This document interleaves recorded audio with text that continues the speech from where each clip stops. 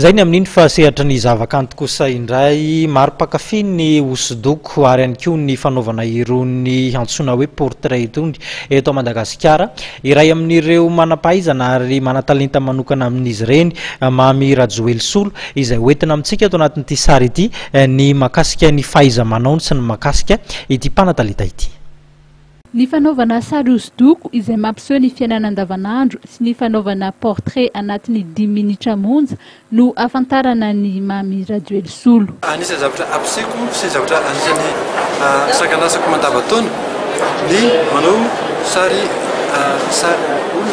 hosodoko amin'ny alalan'ny ositra sy ny tarehiny sy ny seho-ny tarehiny olona sy ny zavatra fihetsiky ny olona andavanandro ohatra ny situation au quotidien. Dia ny portrait anisan'izany situation au quotidien zany satria ny tavan'olona iny hitanao foana mandeha isan'andro ary mahafinaritra anao foana mijery anao sy mijery sary vita tanana anatranandro. Sarotra ny fiainan'ny mpanao hosodoko ary mila mikaroka trano mba ahasarika ny maro. Ilain'olona ilay zavatra satria tian'olona voalohany indrindra ary mahafinaritra azy io ny manana izy. Ny fiainana mpanao kanto hosodoko indrindra dia sarotra ohatran'ny hoe trondro kely milomano anatin'ny trano feno voay satria sarotra satria kely fidiram-bola.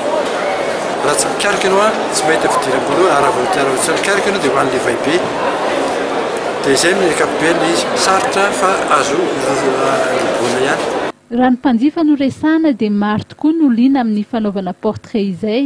Sary izay maneho ny endrika ary azo atao fahatsiarovana ihany koa.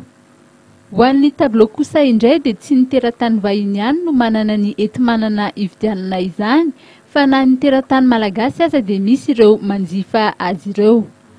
Nampitahin' ity mpanao hosodoko ity tamin'ny fiara ny tableau iray.